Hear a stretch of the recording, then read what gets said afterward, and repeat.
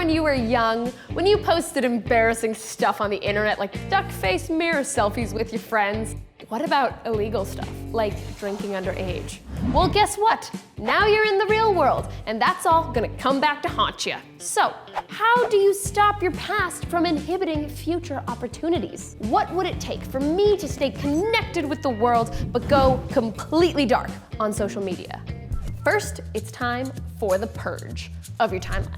That's right, all the photos of your 14-year-old self with photo booth filters, they gotta go. Unfortunately though, no platform has a simple method for mass purging your timeline. Go figure.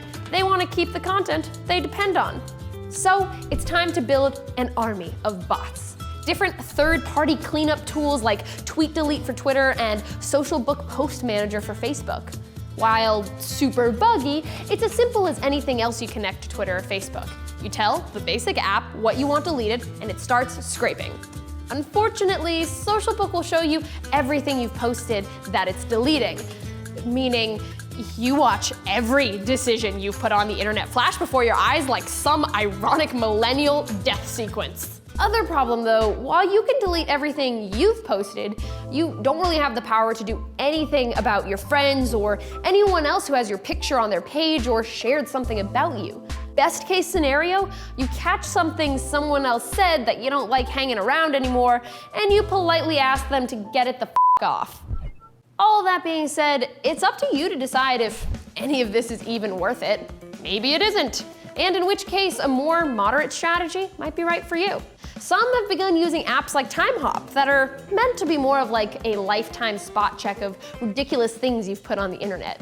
It's designed to help people feel nostalgic and reminisce, but it can be just as solid a strategy if you use it to check up on the random things you've posted from years ago. If you find that one post that may ruin any chance you have for running for public office, at least you can get it down ASAP. Next, it's time to hit that delete button, and it's never just a button. Getting to the delete button on Facebook and Twitter isn't technically complicated, but the platforms always delay the actual deletion for a few days before clearing out the whole account, which means you just have to satisfy that itch some other way and not log back onto the platform until it's really gone. Again, this method doesn't actually do anything for other people who've posted content about you, it only removes what you've done. Arguably, that's extremely frustrating since most of being on a social network is about being social. So all the content you probably want down isn't actually controlled by you in the first place. The network effect doesn't just apply when you join a network, it applies when you try to leave it too. Now, it's time to think about the secondary effects of your actions.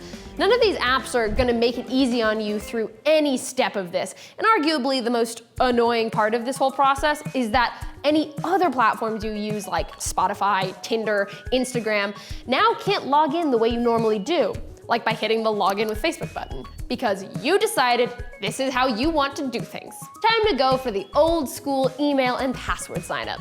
Lastly, because these sites are quite literally designed to promote addictive behavior, it's time to find yourself a substitute. There isn't really a substitute for the social networks that run everything we do, organize every group outing we go to, and connect us to everyone we know.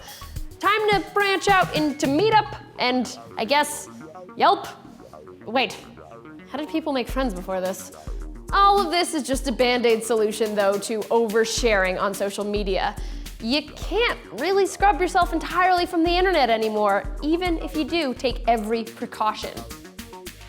But the silver lining is that everyone else is in the same boat too, so when your embarrassing photos come back in 20 years to haunt you, just know that everyone else has their own that they are just as red-faced about too.